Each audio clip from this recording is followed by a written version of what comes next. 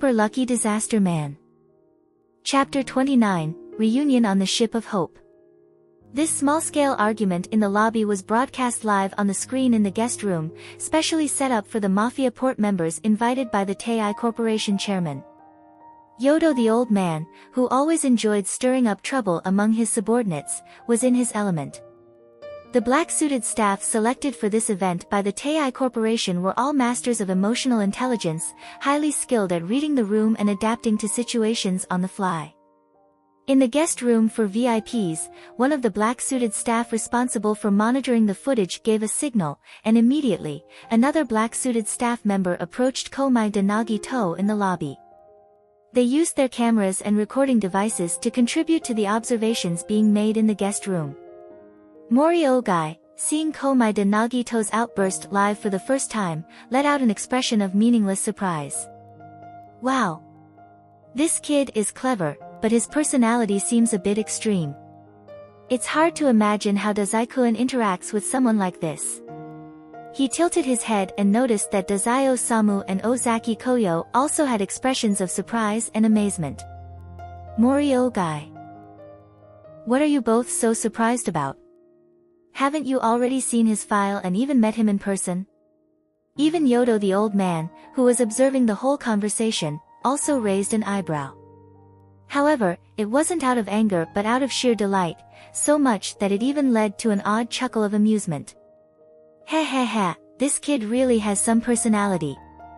Despite something happening to him every year, with luck so bad it couldn't get worse, he should be more worried about himself.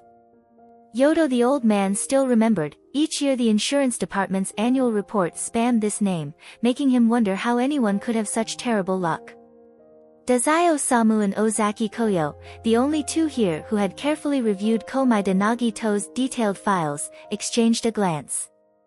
They could both sense the subtle hint of amusement in each other's eyes, as if waiting for the drama to unfold. Indeed, from the perspective of outsiders who only knew a bit about Komaeda Nagito, his luck truly seemed abysmal. This is why, despite the special division's clear focus on Yokohama, they have never placed Komaeda Nagito on their watch list. Komaeda Nagito's misfortune and fortune, most of the time, are actually like flipping a coin, a random stroke of luck, like buying a drink and unexpectedly winning a prize. The connection is very loose, and even the timing is inconsistent, sometimes happening very quickly, other times taking a long while in between. Unless someone observes Komaeda Nagito 365 days a year, documenting every single thing he encounters, no one would pay attention to these seemingly insignificant, everyday occurrences. Only well-known events, like the meteorite fall incident or getting kidnapped and then accidentally winning a lottery ticket, which have very strong connections, can make people take notice and double-check, thinking it seems a bit too coincidental. But such events don't happen every day, and many things can actually be explained rationally. What? The number of times he's been kidnapped seems a bit much? Well, nothing can be done about it. Yokohama is chaotic, and he's a minor living alone. It's easy for people to find out he has money. Who else would kidnappers target? This just shows the kidnappers are well informed, quite ordinary, really. What? Every time he gets kidnapped, he somehow survives until he's rescued, with an unusually high survival rate? Well, that. Look, that time it was because the kidnappers were idiots and had anger management issues. They couldn't swallow their pride when someone in a fancy car provoked them, so they just had to challenge them, which ended in a car accident. Although no one was seriously hurt, they got caught by traffic police who arrived quickly, and rescuing Komaeda Nagito was just incidental. And then that other time, the kidnappers were too slow to act. A neighbor saw them while out buying groceries and casually reported it to the police. Our police were effective in their response. Do you have any objections to that? And then there was also that time, two kidnappers, before they could even get their hands on the ransom, fought over an uneven share of their stolen goods. One killed the other and dumped the body on the road, only to run into a spontaneous DUI checkpoint, where the police found the body in the car. After they were taken to the station and questioned, the process of rescuing the kidnapped person was uncovered. No matter how you look at it, Komaeda Nagito was just unlucky to have been kidnapped. Everything that happened afterward had nothing to do with him, okay? Oh, if you really want to say there's a connection, he did once manage to talk a kidnapper into confessing through sheer persuasive talk. But can that really be chalked up to good luck? Clearly, that was based on skill. It's exactly like that. Even the police department's impression of Komaeda Nagito was simply a guy with extremely bad luck, constantly encountering dangerous situations. The most significant thing is that relatively superstitious events tend to occur, like when Komaeda Nagito felt unfortunate to have lost my best friend, but the whole family luckily avoided boarding a doomed ship. But to others, it was just that a classmate had passed away, so everyone gathered to mourn, leading the Komaeda family to cancel whatever cruise they had booked. Would you pay that much detailed attention to a random passerby? No, you wouldn't. Even neighbors would likely only know that they originally planned to travel but later cancelled. They wouldn't randomly remember what cruise the family was supposed to take. Even if the newspapers reported on related events, it wouldn't necessarily connect them to the neighbor's child. Similarly, the special division wouldn't investigate someone who, on the surface, seemed like an ordinary person, someone with pretty bad luck, who only occasionally gets a lucky break like winning the lottery as compensation for his tragic life. Why would anyone assume that someone's special ability is making themselves unlucky? Only when all the fragmented or major events were pieced together and laid out clearly could Komaeda Nagito's luck finally become somewhat noticeable. Upon reviewing the gathered data, even though Dazai-Osamu had already described everything in detail, Sakaguchi Ango was still taken aback when he saw it all at once. Have all these events been verified? The special division agent responded, some of them can only be confirmed by asking the individual directly, but we can confirm the significant ones. Sakaguchi Ango felt a headache coming on. Even just looking at the verifiable events, Komaeda Nagito's luck seemed somewhat beyond normal. The daily minor misfortunes and small strokes of luck were marked with question marks when being assessed, because even for regular people, life isn't always smooth sailing, sometimes things go wrong, and sometimes luck favors them, which is completely normal. Most people wouldn't count parents passing away and inheriting an estate as luck, so when everything was pieced together, the overall impression Komaeda Nagito gave was still one of misfortune. The people at the special division, as government officials, are trained not to fall into the gambler's fallacy, where unrelated events are forcibly linked together as evidence of alternating luck and misfortune. As such, they can only rely on common knowledge, focusing on events that have a clear cause and effect relationship. Although Komaeda Nagito seems to be quite unlucky, no matter what kind of danger he faces, he always manages to survive. This is the level of understanding that most people who are familiar with him have come to. Some seemingly unrelated unlucky events led Komaeda Nagito to have to change his original plans, resulting in something good happening. Alternatively, if he had followed the original plan, he might have encountered even worse luck. In conclusion, his misfortune ended up helping him. This is the insight drawn after the special division started monitoring him. By collecting and organizing vast amounts of intelligence, they were finally able to reach a deeper conclusion. Could his ability really be a 100% chance of surviving disasters? Sakaguchi Ango's mouth twitched. He thought that such an ability wasn't too bad after all, and didn't warrant the special division's surveillance. Even with the most catastrophic event of a meteor falling from the sky, it only managed to kill the kidnappers and his parents, without causing more casualties. In comparison, the detective from Tokyo, Ayatsuji Yukito, who has a 100% death rate for criminals in the cases he solved, seems even more dangerous. Soon, contact with him will be necessary. Just after Sakaguchi Ango finished reviewing Komaeda Nagito's file, the next day, Dazai-Osamu told him he was certain Komaeda Nagito didn't have any abilities. Sakaguchi Ango. Say that again. Who doesn't have abilities? No matter how much Sakaguchi Ango couldn't believe it, Dazai-Osamu remained adamant that Komaeda Nagito had no abilities. Sakaguchi Ango felt that Dazai-Osamu had no reason to lie to him in this situation, which made him immediately feel apologetic toward his colleagues in the special division. He had given them an ordinary person and had them compile an incredibly detailed file on Komaeda Nagito as if he were an ability user. They even speculated on several possible conditions that could trigger his ability. And now Dazai was telling him that Komaeda was just a regular person, albeit with unusual luck, and not someone the special division should be concerned with at all. Sakaguchi Ango could already imagine how many people in the special division would feel like coughing up blood when he reported back with this new information. Previously, everyone thought he was just an ordinary person with slightly bad luck, but Dazai insisted there was a chance he wasn't, so they all went to investigate. Then, everyone stayed up late, working overtime and painstakingly dug into the matter, and they actually found evidence suggesting he might be an ability user. Now Dazai was saying the guy was just an ordinary person. If Sakaguchi Ango hadn't experienced it himself, he would have thought someone was deliberately playing a cruel joke on them. Chief Taneda still reassured him, "This isn't your fault. Consider it as helping everyone broaden their horizons.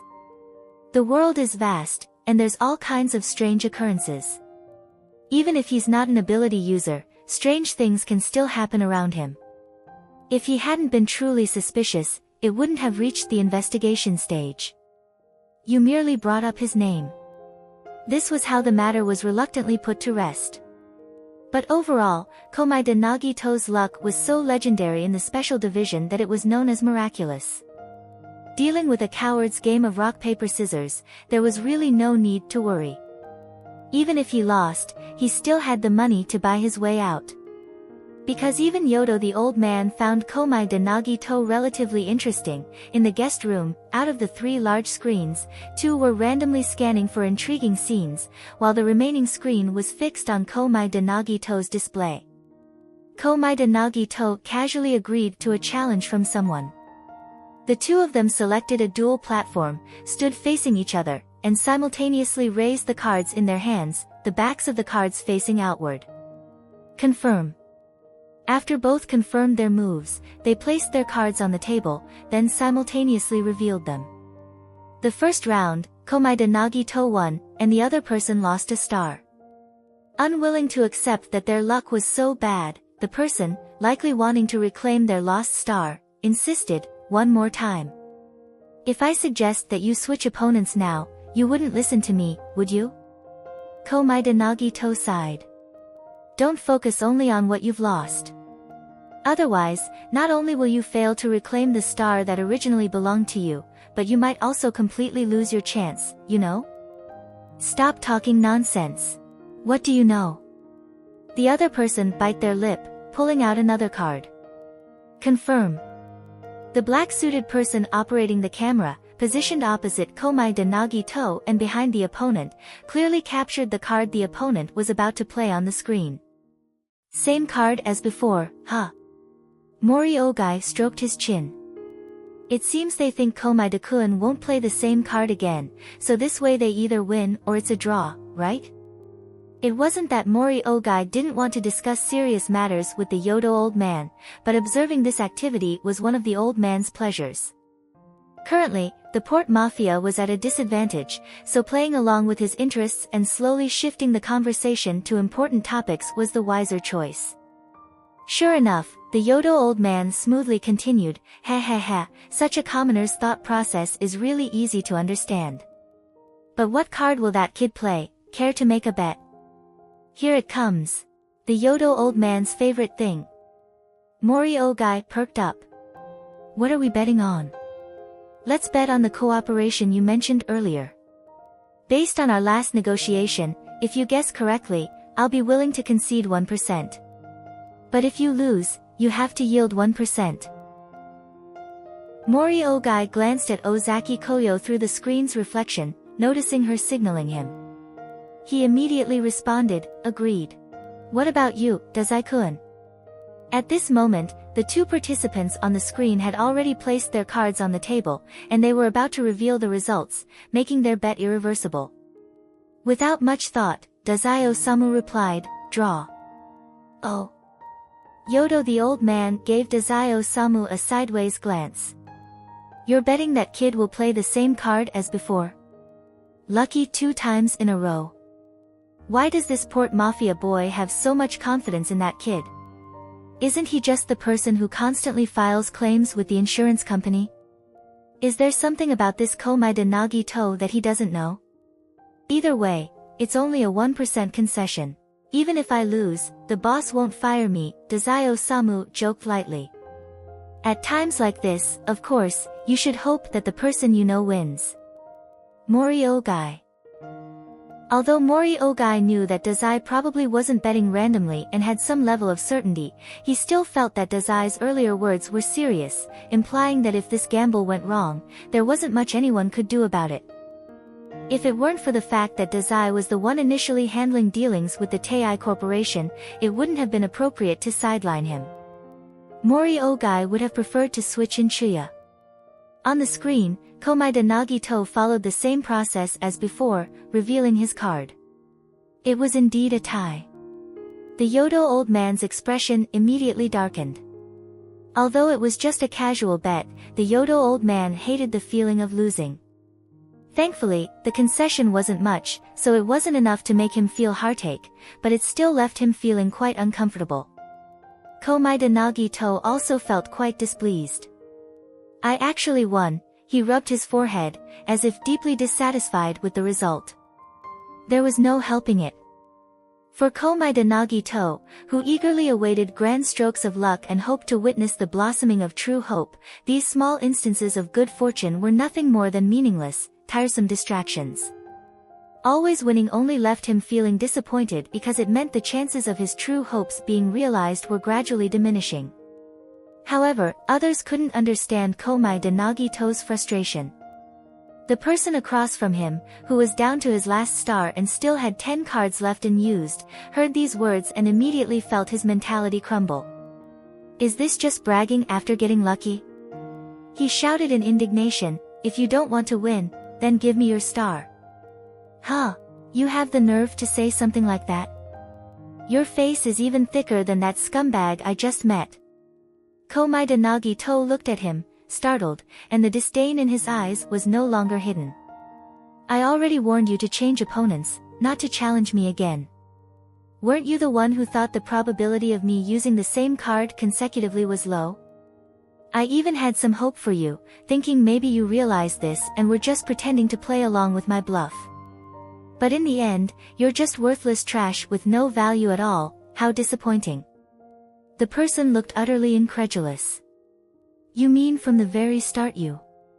That earlier statement, I suggest you change opponents, wasn't meant as sarcasm, but was an honest, heartfelt suggestion.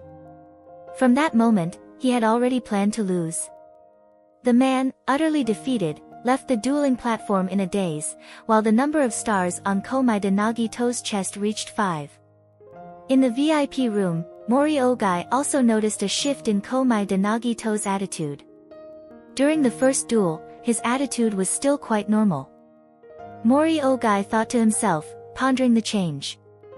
When the opponent lost to him, his attitude didn't change much, but when the opponent insisted on a second duel, his expression became somewhat off. After confirming that the result of the second duel matched his prediction, he completely lost patience with that person, and his attitude became harsh. Was he hoping for something earlier? Is this the mentality of someone who seeks strength? In other words, when he was facing Dazai-kun, he was actually in a more amicable mode at first? That would explain why Dazai-kun could get close to him. After all, Dazai-kun has a big temper, and I don't think he would tolerate much. Based on just that bit of intelligence, Mori Ogai quickly formed a psychological profile of Komaeda Nagito, with a fairly high level of accuracy. For Dazai-kun to take an interest, aside from his unique personality, there must be some other reason. Simply being intelligent wouldn't be enough. Unless his intelligence was so high that it rivaled Dazai-kun's own, that wouldn't be the cause. Could it be his luck? The data from Tei Corporation only shows that his luck is terrible, but judging from what just happened, his luck actually seems pretty good. Mori Ogai has always been extremely cautious of Dazai-Osamu, as he is the witness to Mori Ogai killing the previous leader of the port mafia. Given Mori Ogai's personality, as long as he could control Dazai Osamu, he would actually be quite pleased to keep him within the port mafia. However, Dazai's behavior has always been so peculiar. The key issue is that this kid doesn't even seem to care about his own life, making it impossible to predict what he might do next.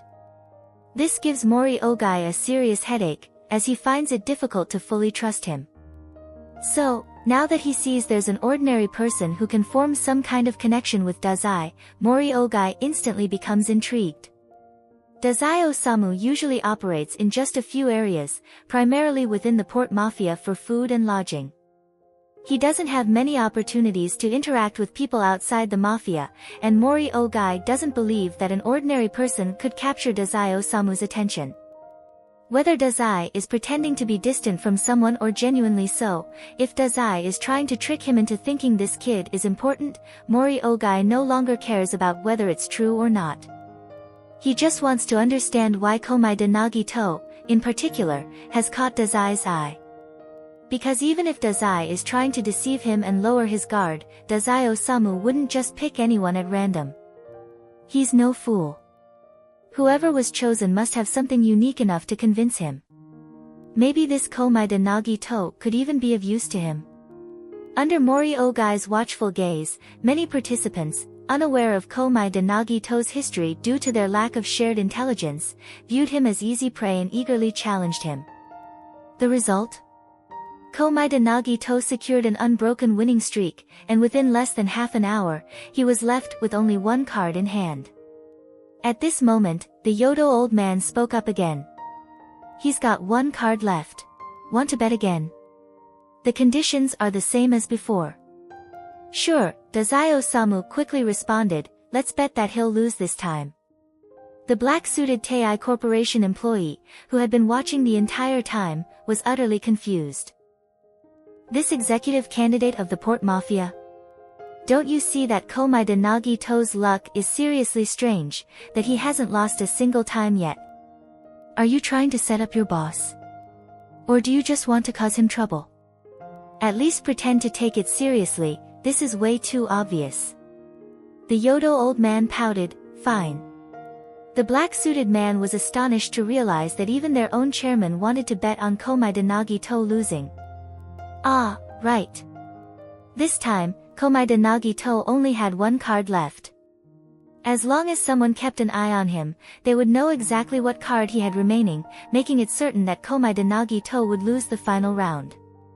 However, the black-suited man was mistaken. Dazai Osamu had no intention of seriously making this bet in the first place.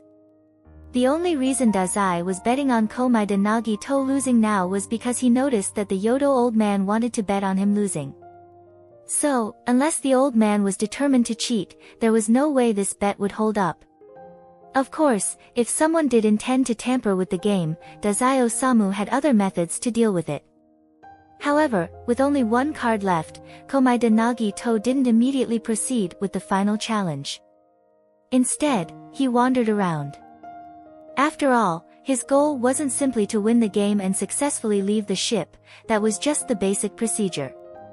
What he truly sought was the reward of finding a person who could bring forth hope in this atmosphere filled with despair. But Komaeda Nagito was disappointed. It was said to be a mood adjustment resting room, so Komaeda Nagito took a look. Inside, the atmosphere was filled with negativity and a sense of impending doom. Even a regular person entering would feel depressed, not to mention that most people in the room already had fragile mindsets. Under immense pressure, being in that space only pushed them further. If they didn't break down into tears, that would be impressive. The people in the resting room could be written off. As for those still fighting in the main hall, Komaeda Nagito walked around once. Forget about finding hope, he couldn't even spot anyone worth paying attention to. One by one, they were either struggling on the verge of collapse, using what he considered lowly methods of deceit and trickery, or simply relying on luck. If relying on luck could lead to success, why did Komaeda Nagito bother coming aboard this ship in search of hope? Wouldn't it have been easier to become hope himself? Thinking about this, Komaeda Nagito began to recall his unfinished plans from his original world, and his mood worsened even further.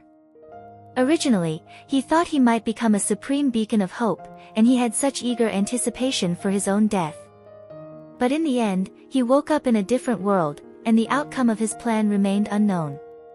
Truly, how unfortunate. When Komaeda Nagito first arrived, he was full of enthusiasm. However, from the moment he kept winning without pause, his emotions gradually plummeted, and now they had hit rock bottom.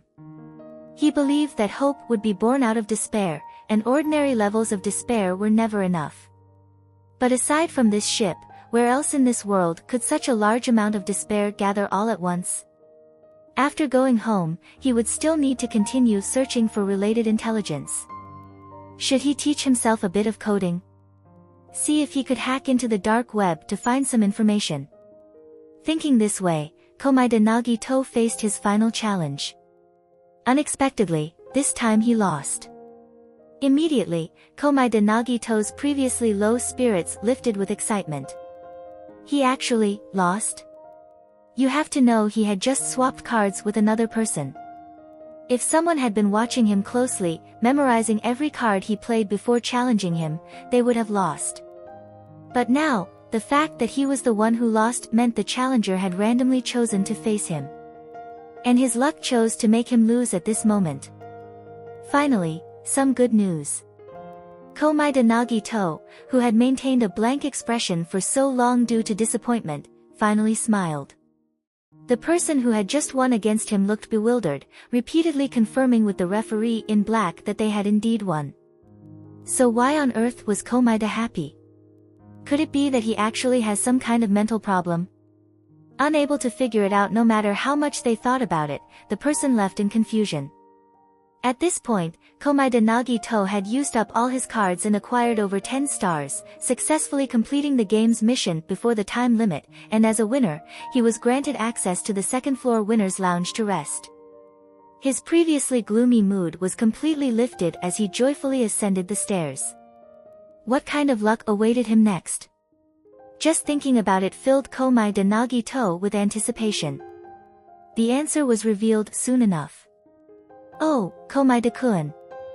Dressed in formal attire, Dazio-samu stood at the top of the staircase, with an ill-fitting black suit jacket casually draped over his shoulders, adding a touch of darkness to his appearance. Compared to their last meeting, this time he had a white bandage wrapped around his head, though his energetic demeanor seemed unaffected. He even smiled and gave a small wave to Komaeda Nagito. Long time no see. Chapter 29 End.